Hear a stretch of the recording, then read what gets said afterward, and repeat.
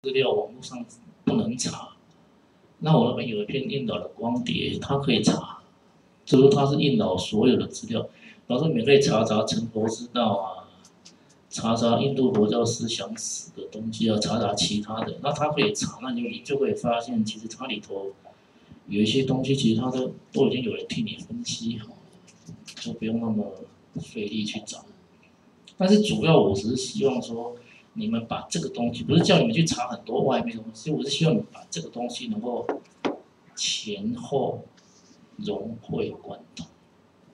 因为你发觉前面看到后面的时候，你再回来看前面的时候，就发觉你如果真的把它看懂，你就发现其实有些东西是有矛盾的。你如果真的也把它看懂，你就发现其实怎么不太通啊。是有矛盾，所以其实我只是希望说你们把它先预习。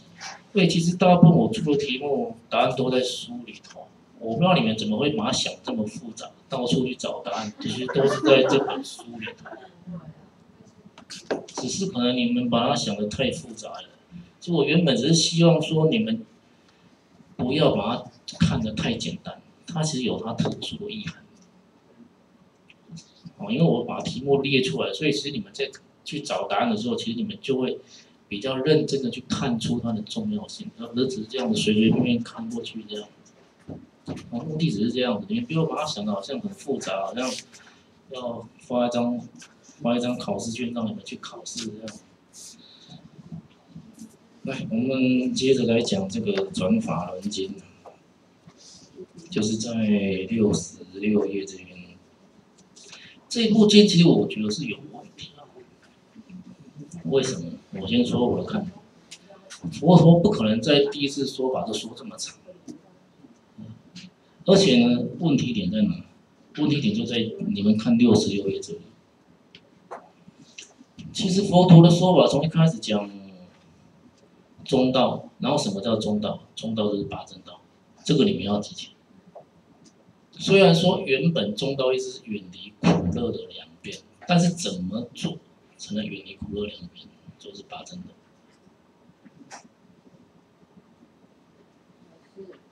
啊，对。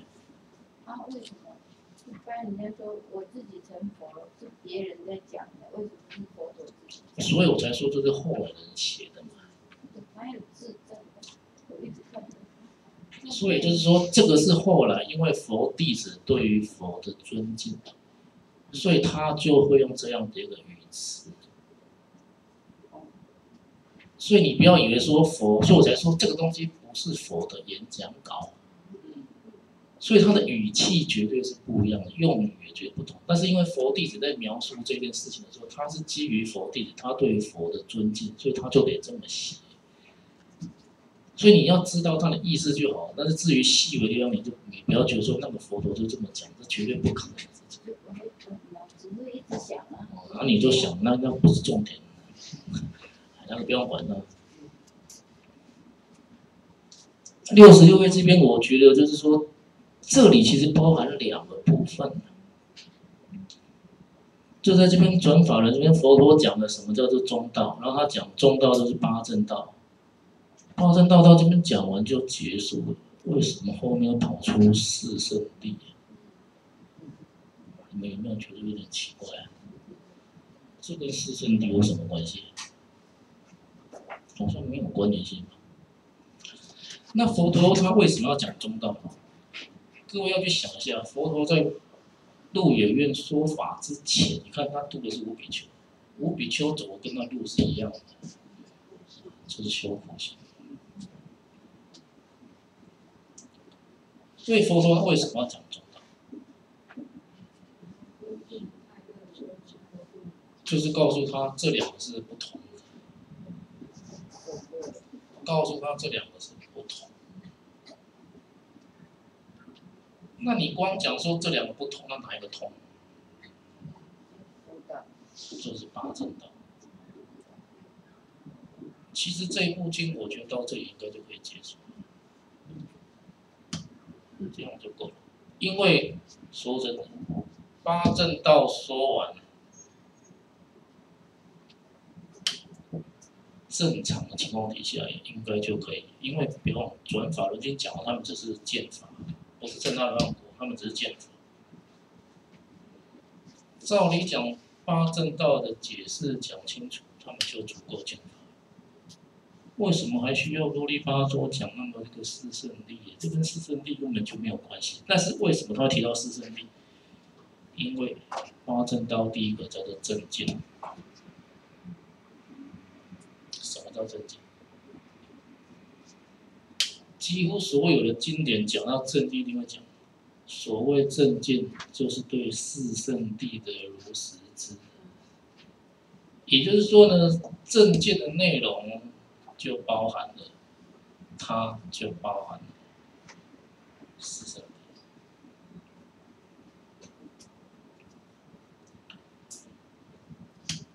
意思就是说，后面四圣谛那个东西，它很有可能原本只是八正道里头正见的所要说明的内容，如此而已。只是后来因为这个东西呢内容太多，后来就把它整个拿出来，单独变成后面这一段，懂我意思吗？我的意思就是说，其实四圣谛是后期的，原本根本就没有四圣谛这个东西。原本它是放在哪边？正见里头。什么叫正见？请不要写，然后没有写八正道的正见。他没有讲正见的意思，你们回去看你就发现，什么叫正见？一个修习八正道的人要怎样才算正见升起？就是他对四圣谛，对于他能够觉察到苦，清楚如实的观察到苦，观察到苦的因，苦跟苦的因，灭还没有办法看到，但是能够知道。还有道该如何修，还能够清楚的知道。也就是说呢，苦集灭道可以说是后来佛灭以后，佛弟子所弄出来一整套最完整的佛法。整个佛法都不离苦集灭道这4个字。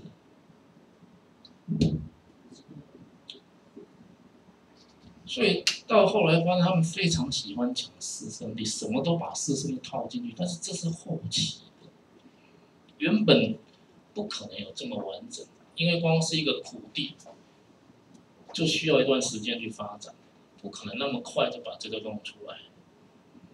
所以这个东西它一开始呢，只是八正道第一个正见。我们别忘了，佛陀教导他的弟子，第一个就告诉他们什么叫做苦。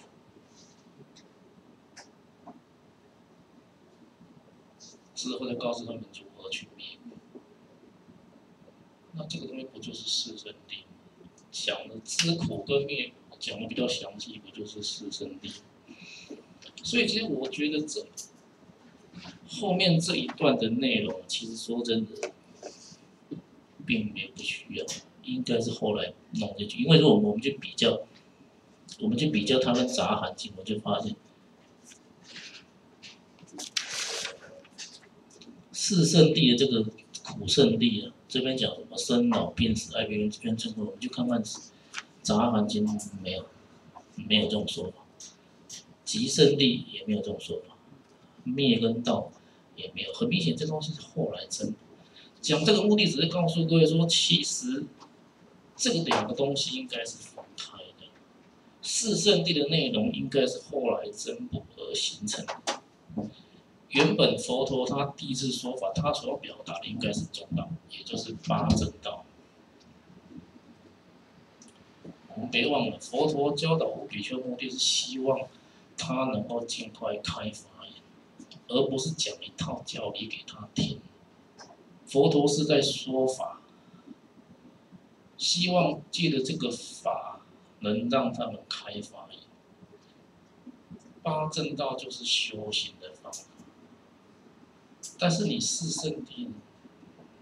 四圣谛这是一套教理，它是一套把整个大乘佛教不管，这声闻佛教它里头所包含的几乎可以说都是用四圣谛就可以涵过。这是一套完整的教理。你觉得佛陀在当时他第一次说法，他要讲这么一套的教理？这是我觉得是有疑问的。所以我觉得其实后来他这个，我们这边讲的四圣谛，它很有可能是后期。不过不管，我们先来看看这里讲的苦圣谛。你们看看苦圣谛，等一下再问你们。这个东西我总觉得很奇怪。你看到他讲生是苦，老是苦，病是苦，生老病死，爱别离，怨憎会，求不得。这跟五取蕴有什么关系啊？我让你们有没有仔细看？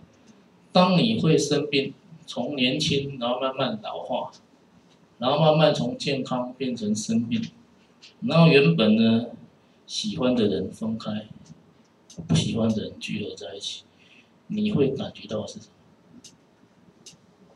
正常你应该会感觉到的是无常吧，对不对？原本今天身体好好的，说等一下就躺平了。今天看起来还挺漂亮的，明天怎么就不行了？你会感觉到应该是这个东西吧？这个前面讲的八苦完全跟取没关系哦，懂我意思吗？我是说他前面讲的八苦，那后面怎么会讲说种子呢？如果换作是你把前面8个看完之后，你的种子会写无取蕴苦，这好像多不起来吧？而且这个是苦圣谛，我总觉得很奇怪，是他明明是苦圣谛，他为什么要讲无取蕴？因为不是在讲集。无取蕴是代表什么？对于五蕴的执取，所以才会产生痛苦。我现在是在讲苦圣谛，不是在讲苦的因呢。我又不是讲苦因，为什么要去讲对于五蕴的执取？我总想不通，这个是不是应该是属于集的部分？我的意思就是说，你们看的无取蕴苦，那你知道苦圣谛是什么？你们有没有想过，佛陀讲的苦圣谛是在讲什么？四圣谛里头的苦圣谛，你们觉得这个苦圣谛是在讲什么？那为什么要叫做圣谛？它跟单纯的苦有什么差别？为什么再加上这2个字？这个谛就是真实的，真实不变的，真实 noble truth， 真实的东西是不会变的。那为什么他要特别提到说这是，或者应该讲说苦的实相？那你们觉得什么苦圣谛是什么？是什么意思？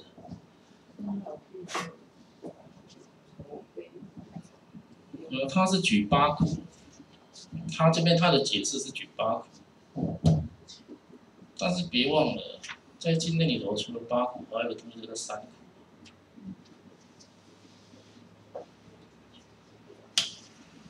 3苦还记得吗？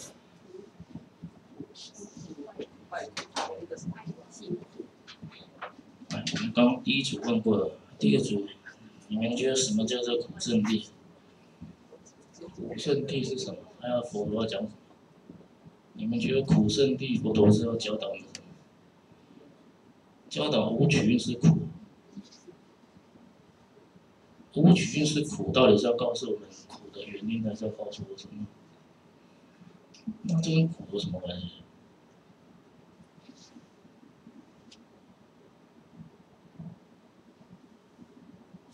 听得懂我的意思吗？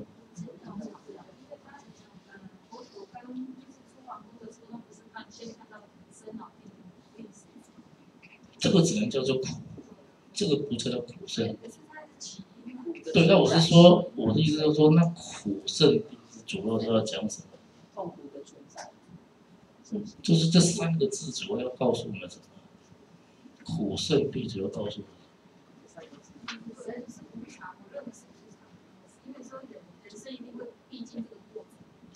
你就能是无常啊。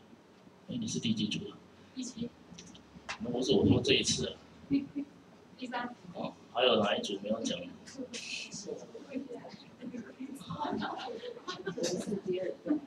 还有人装傻。啊，你们讲等一下的问题。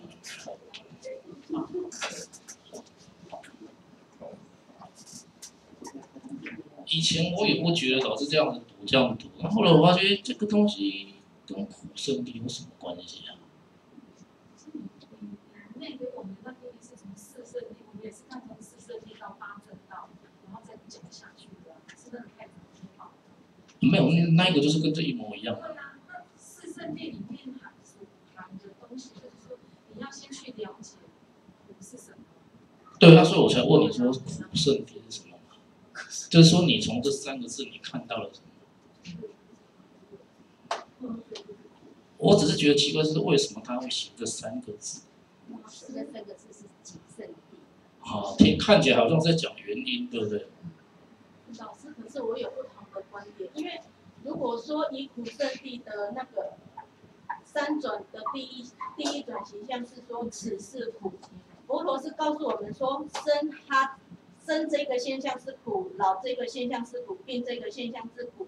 那为什么最后一个无取运是苦？是因为我出生是苦，我老也是苦，我生病也是苦。无取运的最主要原因是因为有一个我在认为说，我这个人在生病在苦，而不是这一种现象是苦，所以变成我们一般人是只有苦地，而没有所谓的苦圣地，是不能够说把这个恒常不变的一个自主主体抽离掉。对啊，但我是说，这好像是在讲原因呢。而不是在讲一个事实。我的意思说，他好像是在描述一个原因，不是在描述一个事实。我的意思是说，苦圣地它到底这个东西是在告诉你，所谓的苦圣地应该指的是说苦的事实，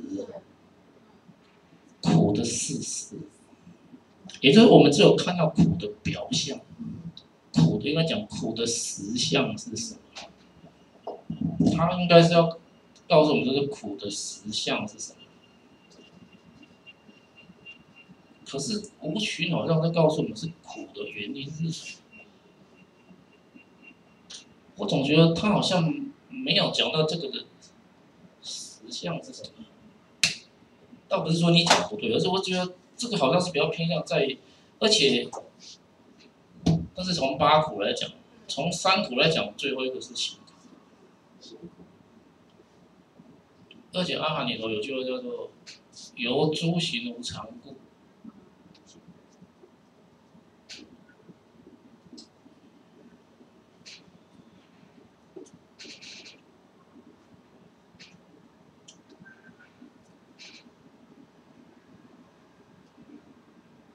说诸所有受，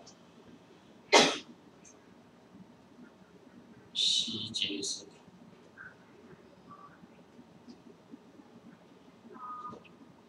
也就是说呢，3法里头，诸行无常，其实本来可以再加上一个，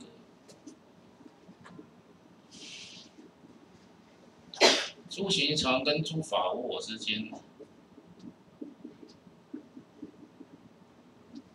原本可以再加上一个叫诸受是苦。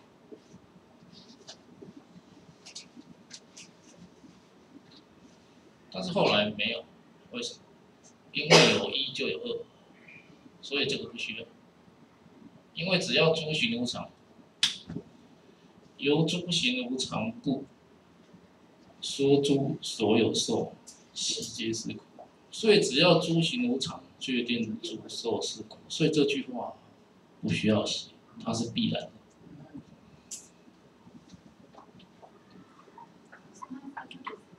第12章这边有一个教，他就有写到那个。我们这是不健康，所以不了解事实。对啊，苦的实相。对啊，所以我才说，所谓的苦圣地应该是要告诉我们苦的实相，而不是告诉我们苦的原因。因为这样子就变成它是跟极圣地有点重复了。而且这边有告诉我们，就是苦是什么？苦是苦受，苦是受。但是呢，由于诸行无常，所以变成的是已经不只是苦受，而是变成是所有的受。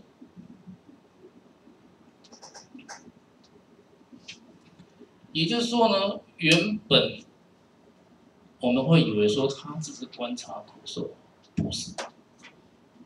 在佛陀时代，也许苦受是比较多的，因为物质环境比较落后，他们别的东西会有苦受。但是不要以为苦胜利只是你去觉察你的苦受，你要觉察的是你所有的受。苦受那只是代表，要觉察苦，要觉察你这些受的什么？觉察你这边受的无常。这是我的看法。我的看法是说，其实他这个苦胜利是在告诉我们，苦求是其实是由两个原因所造成，一个是无常，一个是执取。这两个必须要搭配起来，苦才会出现。这个是客观的事实，无常是客观的事实，执取是主观情感上的作用。而圣者他为什么会做到不苦？他并不是去破坏这个客观的事实，他是认清了这个事实，而放下情感上的执取。这两个必须要搭配起来，而这一个应该是属于原因。也就是说，客观的事实呢，我觉得普圣谛的重点应该是摆在佛陀教导我们要去觉察什么？觉察我们的受，觉察我们所有的受。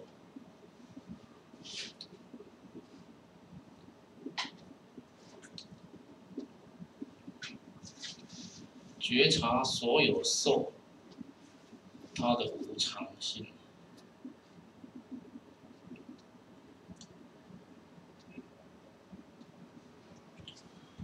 其实我觉得它很像什么？它很像四念处里头的受念处。因为先觉察到它的无常，受的无常，才更进一步的时候，由受念处进到所谓的心念处。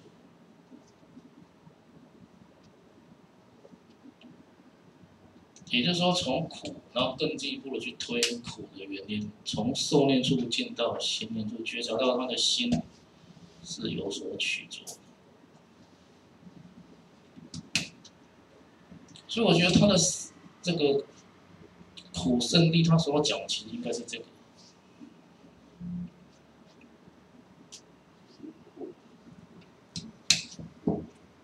诸行无常故，说诸所有受悉皆是苦。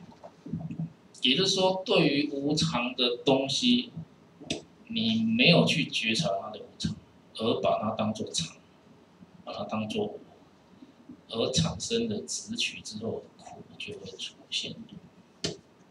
所以，第一个你要做的应该是什么？先去觉察它的无常。觉察它的无常的同时呢，你会发现，由于你的执取的关系，所以痛苦升起。当你看到了痛苦之后，你就得去觉察，为什么无常的东西你会产生痛苦？因为我没有贪婪。我只想不通的是，为什么他会那么在意使用无取愿？没有错，他当然是要去觉察，透过对于五蕴去觉察，说没有一个我在。但问题是，我们别忘了苦，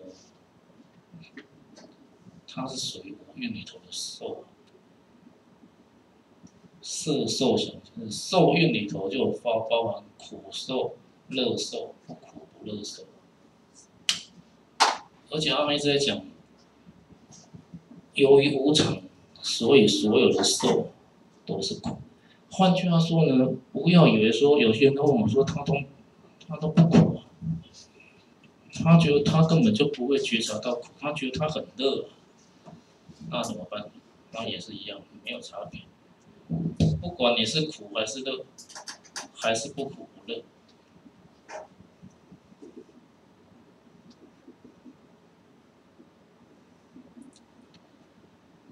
只要它是受，你就要去觉察到它的无常，也就是觉察它的生命。意思就是说呢，当你有苦受升起，就要搞清楚苦受跟肉体的疼痛不一样。痛是痛，苦是苦。生理上的叫做痛，心理的叫做苦。有痛未必会苦。所以再搞清楚，肉体的疼痛未必心里就会苦。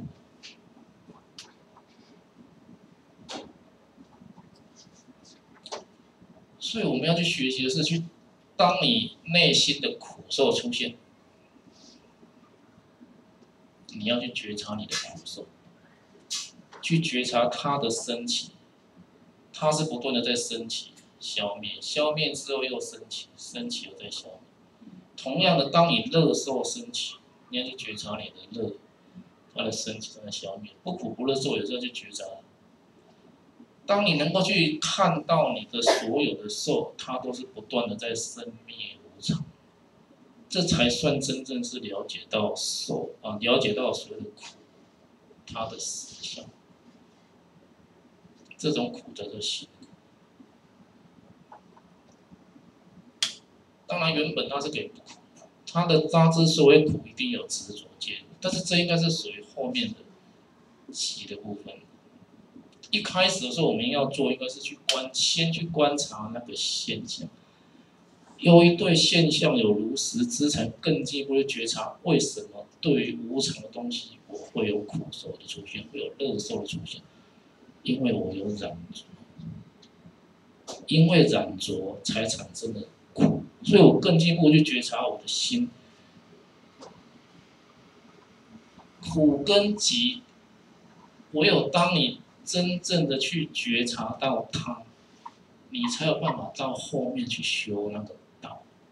你如果根本就没有看到你内心原来是有取是来自于爱，就是极胜利爱，爱就是渴望。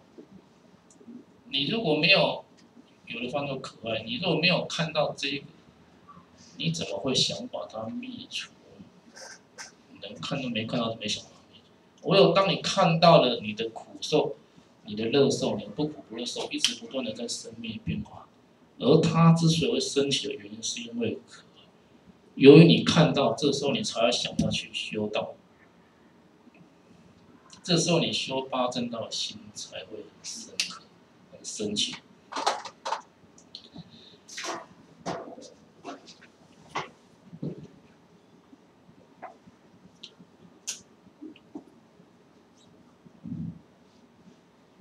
至于这边的三转12形象，这边你看他只会讲说，这是苦，这是集，这是灭，这是道。这里各位一定要记得，他没有讲说我很苦，我怎样，我怎样，我怎样。他只是要你如实的，各位要记住这两个字，能够做到如实，你才可能去见法，如实的去观察，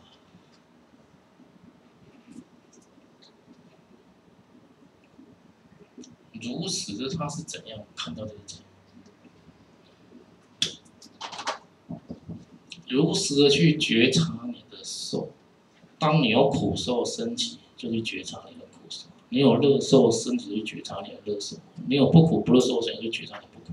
先把它很清楚的看到它的生灭。当你看到很熟悉之后，对于这个情况已经毫无怀疑了，这时候你才更进一步去追查为什么会有这些东西出现。这时候你得更深入去觉察你的内心。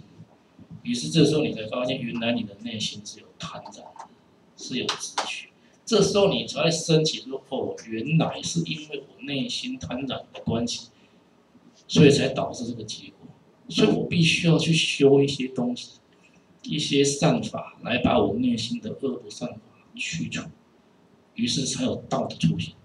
所以为什么四圣谛是先有苦，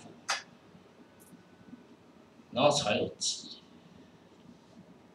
它是先讲果，再讲因，因为这是观照的顺序。我们唯有先看到这个果，才会去找它的原因。懂我意思？我们一定是先看到这个东西，然后才更进一步追查为什么会有这样的结果。所以我们从内心找到我们的原因，就是贪婪、渴望。知道原因之后，我们就想把它灭除，所以才想去修道。这时候接着下来应该是修道，修道之后，最后才正灭。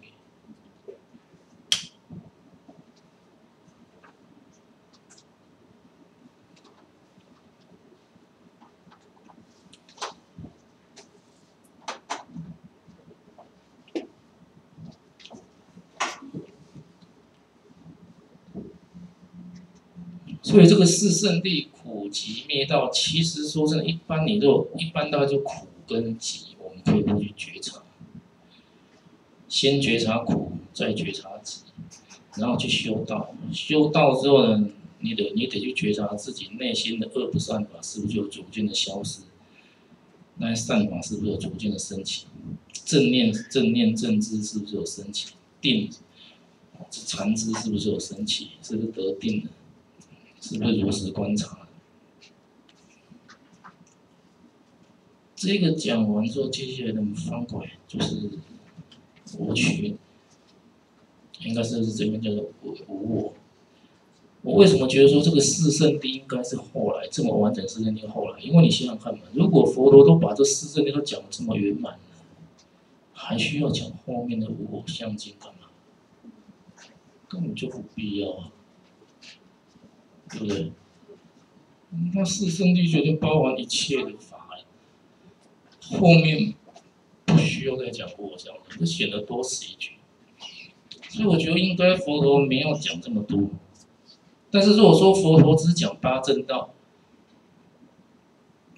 然后再来讲这无我，那是合理的。为什么？因为这阿含流常提到，我上次讲过，舍利佛就有人问舍利佛说：“你在正出国以前，你要修什么？是观无蕴。正得出国以后呢，还是观无蕴；二果呢，还是观无蕴；三果是观无蕴。即使你证到了万果之后，还是在观无蕴。所以这个无我相经是正确的。在正得出果之后，接着去关照自己的无蕴。所以这边就有提到，在68页最后一行就讲：正法以善说，你应修清净梵行，以灭尽诸苦。修清净梵行，这边讲的梵行就是就是一般讲就是无欲，特别是断除淫欲。但是不是说只要无欲持戒就行了？如果你就是只有戒持的好，这样是不够的，你必须持续的去觉察自己的五蕴身心，因为不断的觉察自己的五蕴身心，你才会看到自己的贪嗔痴慢还没有断，见或断也，就是有生见、接近取跟疑那些断了之后，还有修惑，一般就是修是所谓的贪嗔痴慢。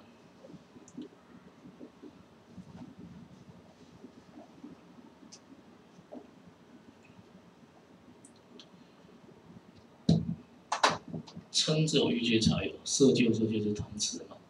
唯有透过觉察自己的身心，你才看得到这些，看得到这些，你才能够断除。你看都没看到，怎么断除？所以为什么要接着讲无我相？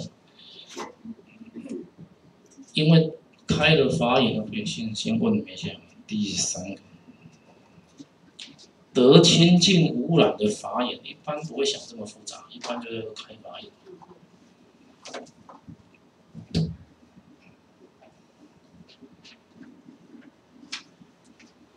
们觉得开法眼是什么样的境界？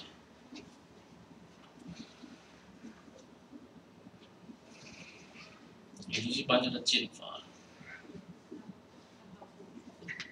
开法眼，得出国。有人说是出国，没有别的看法。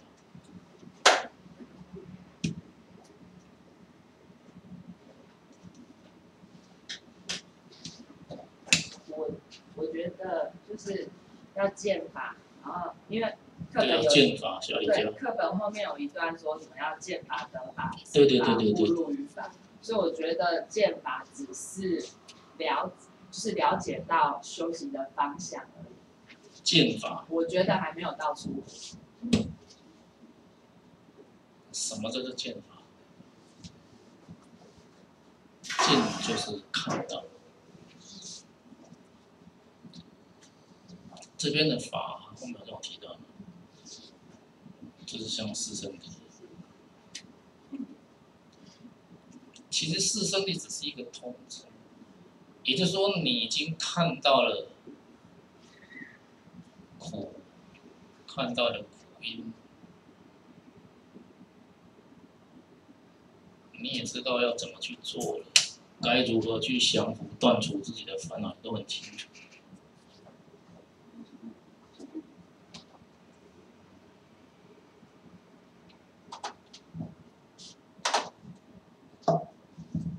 一般来讲，这个应该没错。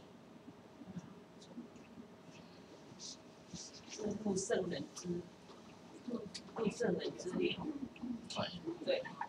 一般如果我们不仔细分的话，常常我们会看到说，佛陀说法之后，有多少人就开了法眼，就见法了。一般讲是错的，但是很奇怪的一点就是，在说去有部的时候，他分的更细，他分见道、修道跟无学道。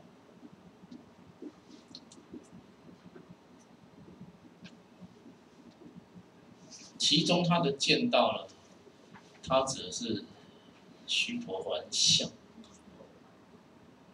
就是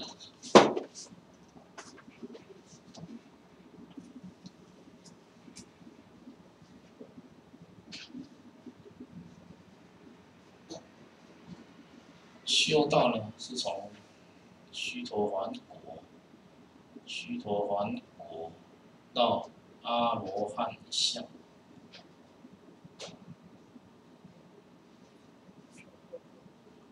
无学道是阿罗汉果，也就是他把它分得更细，把它分为相跟果。相就是你已经走在这条路上，但是还没到那个目标。但是呢，见道是不是等于见法，还是一个问题，我也不知道，因为用语不同。在阿含里头出现是这个，可是呢，到了部派像说去有部的时候呢，他提出来是见道，不是见法，而他的见道位，他是把它定在须陀洹相，因为他是用八轮八字，前面15星就是观欲界跟色界，观欲界、色界的这些见惑，然后逐渐的断除。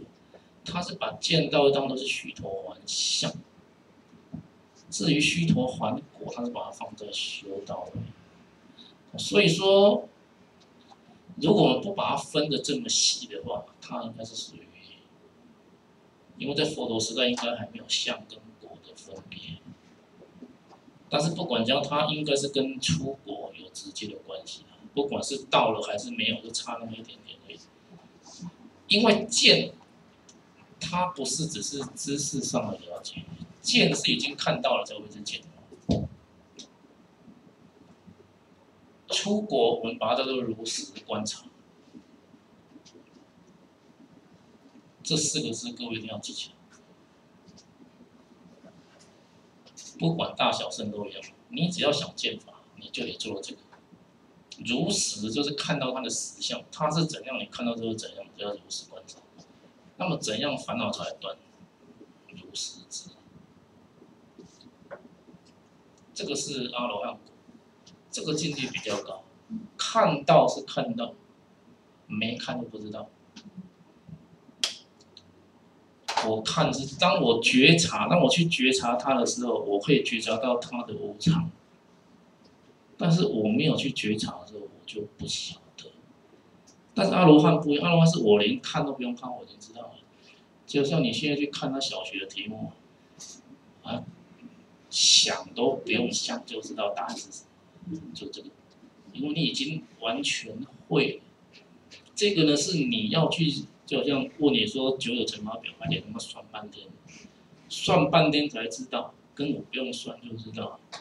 这个是你有去做我才知道，但是他的心态，因为他本身烦恼还在，他的见错断，他的修惑还没有断，贪嗔痴慢没有断，所以他还没有办法做到这个。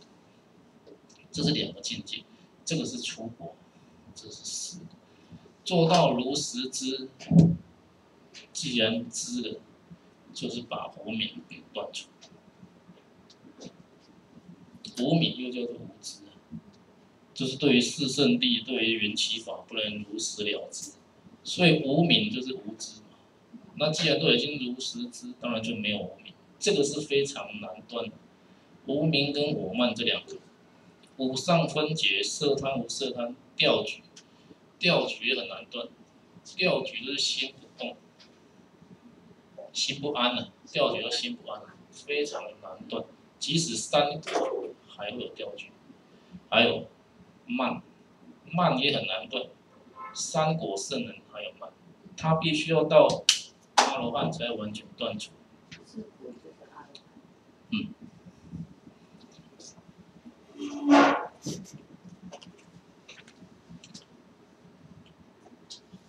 所以这里的无我相经，其实在告诉我们，其实你这个，其实你们他写这边写的太复杂，它很像杂含的第一经。杂含第一经就讲，当观色无我，受想行识无我，当观色无常，受想行识无常。再来呢是当观色无我，受想行识无我。先观色，然后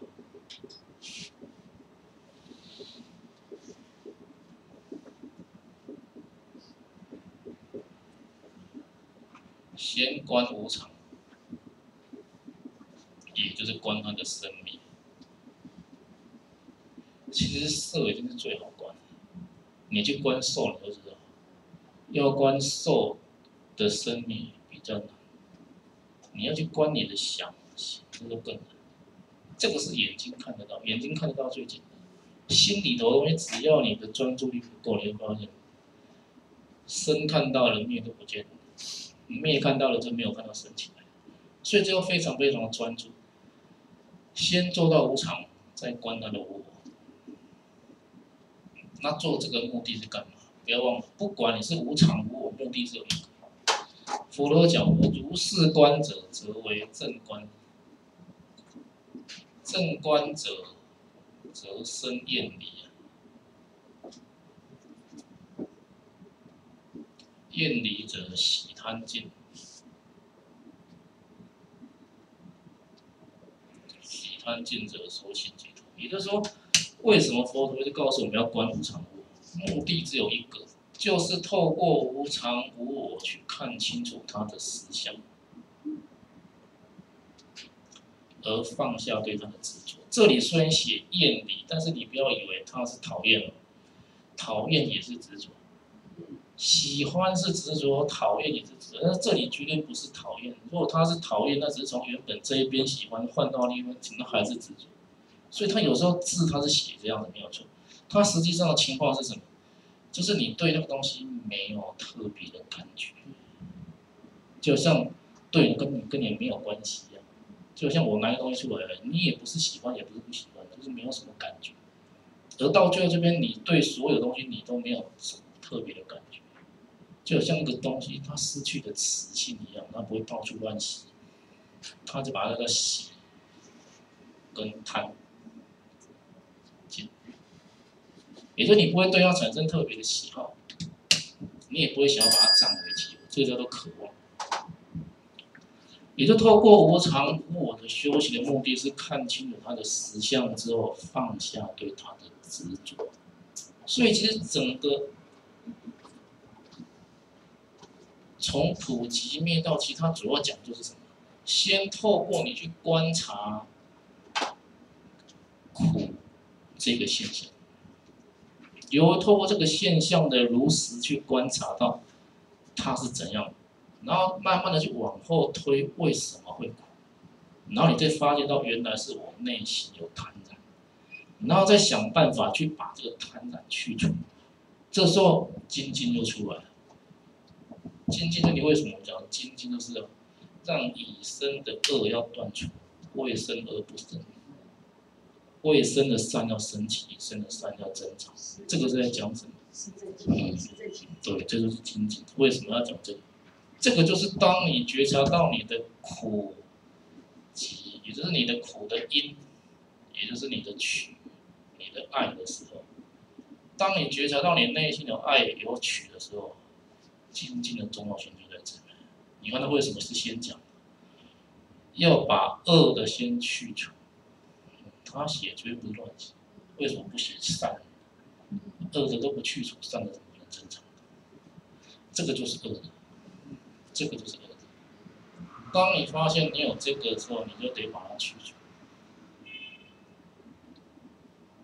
一开始的时候，你得先把它想，让它越来越淡。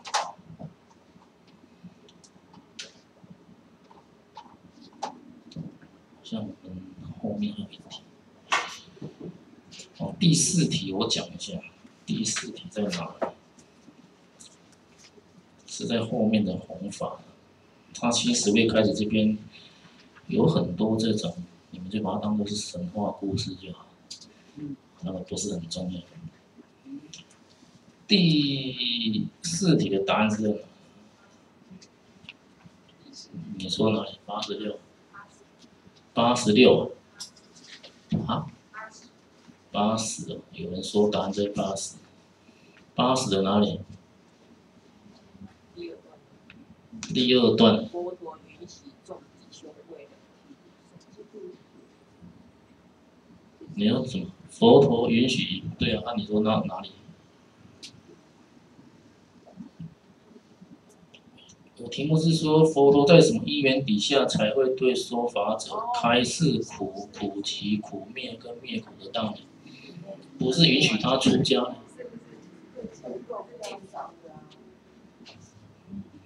成垢比较少是什么意思？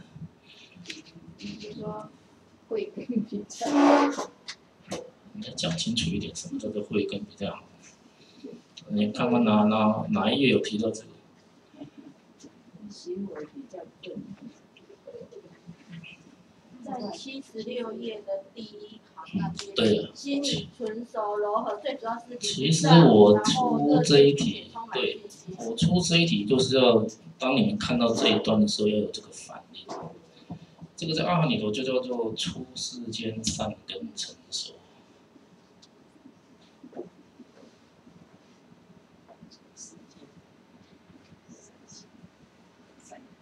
出世间的善根已经成熟。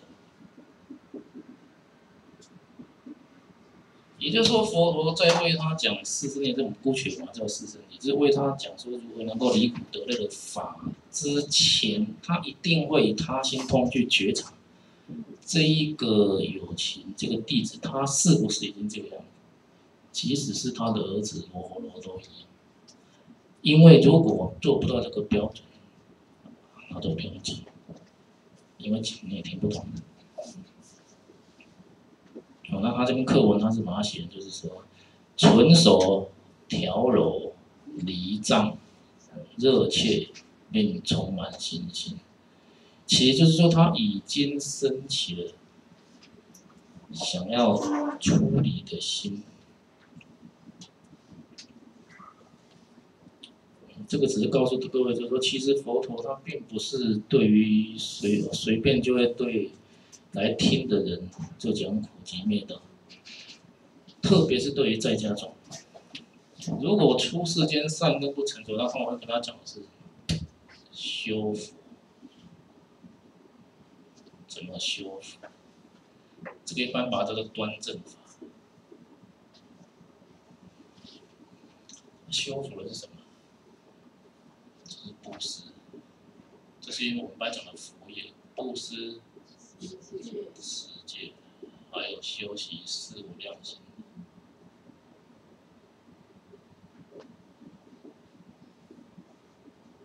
修习四无量心。所以其实，为什么佛陀那个时代，他的证悟的弟子这么多，而到了大乘佛教时代，为什么佛法反而衰微的很快？跟这个有绝大的关系。因为大乘佛教时代用了太多的法宾，他不去管这个人到底出世间善根成了没有，而使用太多的方便，于是如来藏说就出现。如来藏说出现，就引致后来的密教思想的出现，婆罗门教的东西就通通进去，所以佛法跟婆罗门教的教理就毫无分别。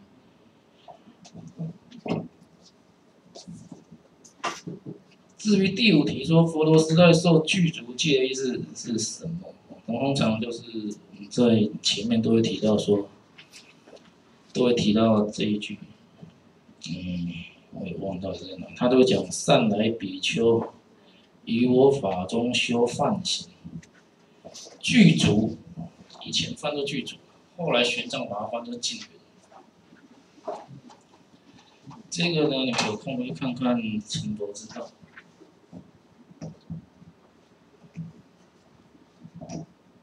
你们有空来看《成佛之道》，《成佛之道》在182页这边。180页讲三内供法，这边讲到比丘或比丘尼戒的时候就有提到。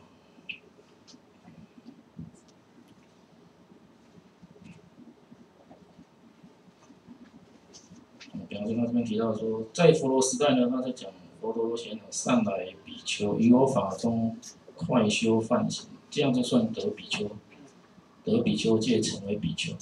也就是说，在佛陀时代呢，一开始的时候。根本就没有自己。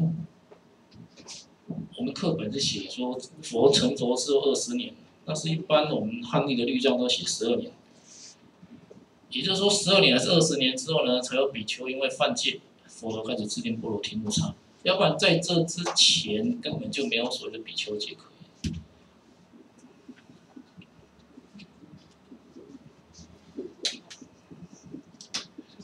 一般把它翻作具足，具足这是指说它跟沙弥戒相比，它是比较圆满。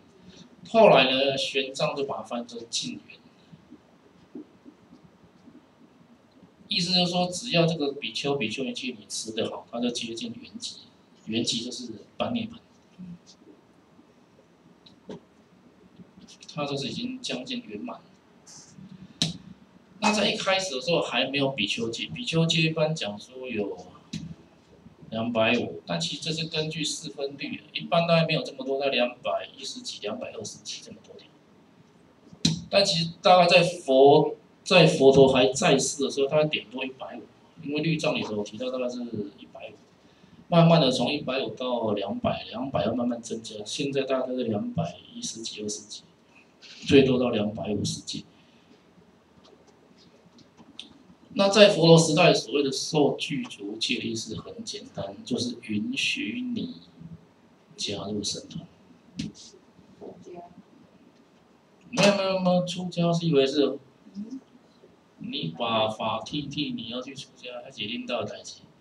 出家跟加入僧团不一样啊！你出家你可以成为沙门，你自己去外面游行，领导代志，那个不是佛教徒。不要以为你出家就是出家只能叫做沙门，沙门有很多种，有的是专门修苦行的，他本来就一个人，或者是他不管他怎么修，但是我们这边讲不是只是单纯的出家，是他能够成为僧伽的一份子。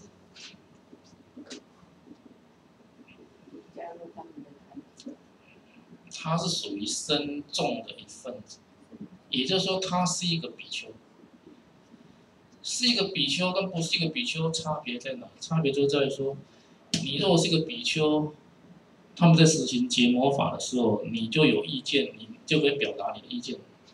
比方说，他们僧团有个决议，这时候他们会比较慎重的，就会先讲一遍，然后再附送2遍、3遍。如果你同意，你就默许，不要说话；如果你不同意，你就可以起来表达你的意见。而只要有一个人反对，一般这个法案就不通过。这个谓之结魔法，也就是这是僧团的会议。意思就是说，只有比丘才有资格来参加僧团的会议。而且呢，佛陀制定，不管你是年轻比丘、长老比丘，大家都是一人一票。虽然是尊上座，但是它是重大众。即使年轻比丘有一个人不同意，这个法案也是不能通过。所以成为比丘，他有他的权利在。所以当你一旦犯戒之后，僧团就会对他产生，对给他一些制裁，给他一些制裁，比方说，就限定你，就限制你的一些权利，比方说，你不能够去在家众那边托，就是由去那边说法，然后人家给你一些供养，不行，你不能接受供养，他会给你一些惩罚的措施。所以在一开始的时候，其实所谓的受具足，并不是像我们后来这么复杂。像我们现在受具足戒，就是所谓的受比丘戒，而在汉传佛教受比丘戒又跟受大乘菩萨戒又绑在一起，一般叫三坛大戒。就是说，你不只受比丘戒，你还得一起连，一般他们受都是梵网菩萨戒，一起把大乘菩萨戒一起受了。也就是说，你不只是受比丘的250戒，一般汉传都是受4分律。4分律是属于法藏部的，颂本。因为道宣律师很喜欢4分律，他觉得它最完整，大概有250戒。不只要受这个，还得要受梵网菩萨戒的10众48轻。但是在佛陀时代一开始的时候，还没有自戒的时候，所谓的受具足戒，就是承认你是比丘，你是属于僧团的一员，你有资格跟人家共住，这很重要。你如果犯了4条杀盗淫妄，这是波罗夷重罪，这个就叫做不共住。也就是说，你要逐出僧团，所以能够在僧团里头共住的人称为比丘。所以一开始其实所谓的受具足其实很简单，就是认为你有资格加入僧团，跟大家一起共同来修行。而佛陀是以法摄身，承认你是属于比丘，是属于僧团的一份子。但是后来慢慢发展，就是说你们如果看后面佛陀最后1年就提到，他最后的弟子叫苏帕达，苏巴陀这样，他是属于外道。外道要出家，必须要经过4个月的观察期。也就是说呢，僧团必须要观察他4个月，觉得说他可以跟僧团的成员共住，才能够让他出家。如果不行的话呢，那就没有办法。所以其实他一开始的时候，其实受具足很简单，就是你能够加入到僧团里头。可是我们现在很奇怪，就是反倒是把重点放在受戒，而不是说他加进来的时候是不是可以让这整个僧团能够和合，大家在一起是不是能够修行？原本重点是放在说你进来，大家能够，因为僧团讲究就是和乐。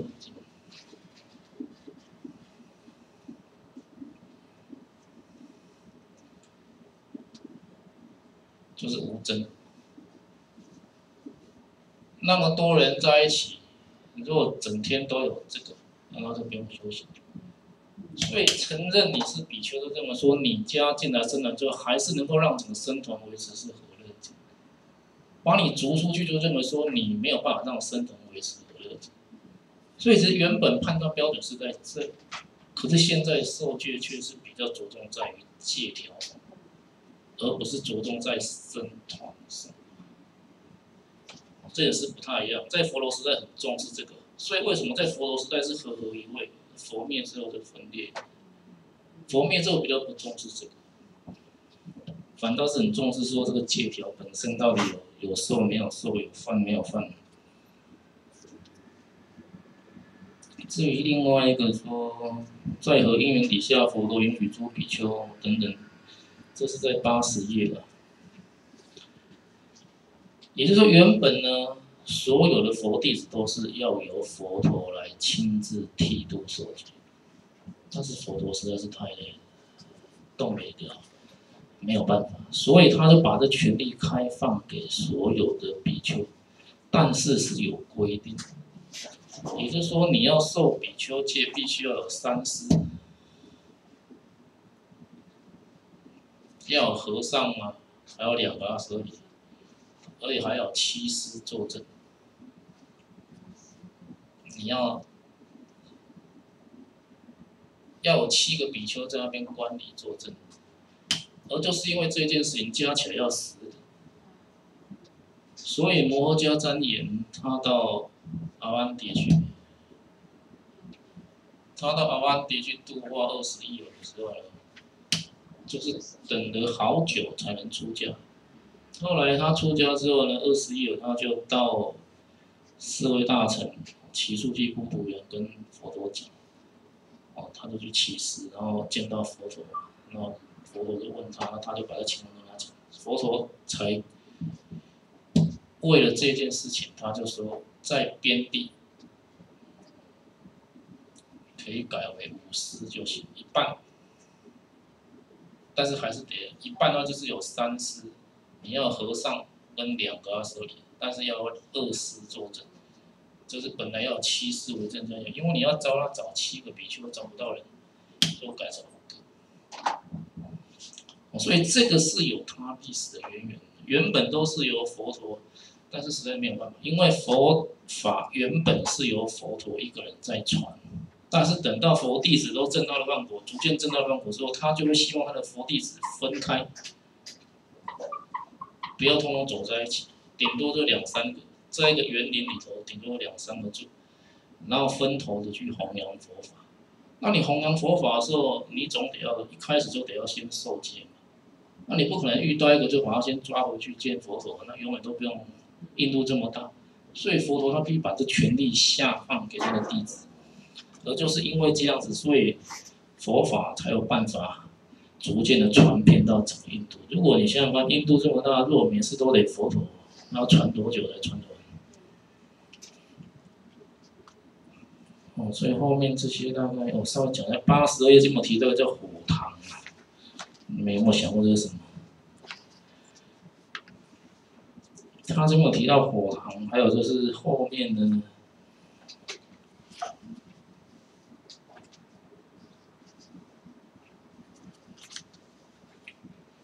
你们看88页有提到一个叫做88页倒数第3行提到拜火的法器，然后86页以神通劈柴火，这中间这边这个，有一次那些怎样保持火种不断。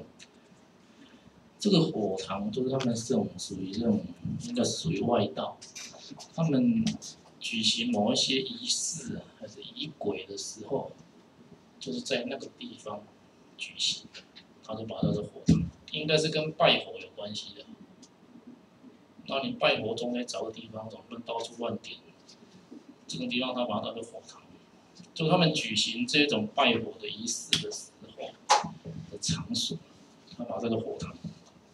所以它才有所谓的火种啊，还有这些东西，所以他们这其实他是佛陀来度化这3个外道的，其他应该还没有想到什么。还有就刚你看95页这里就有提到，95页中间偏下面这边中间有个。开始有这些寄送，优柔平罗居住者这个嘛，接下来看到嘛，汝何所见舍火祭？所以它这是跟火有关的祭祀，祭火的，这从婆罗门教开始就有这个东西，有点像火供那一种。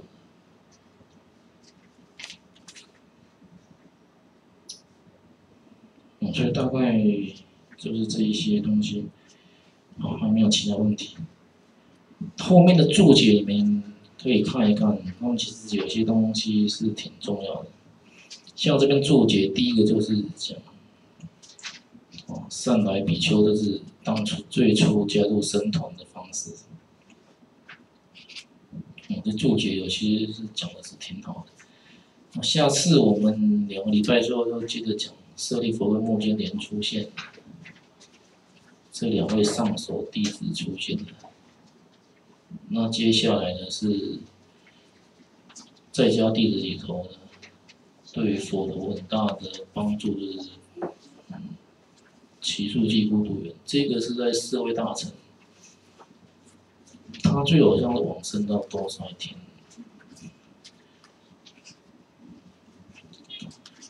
你们如果有买那个橡树林里头，橡树林它有出4册的佛弟子，里头就有提到舍利弗跟目犍连，你们也可以看看。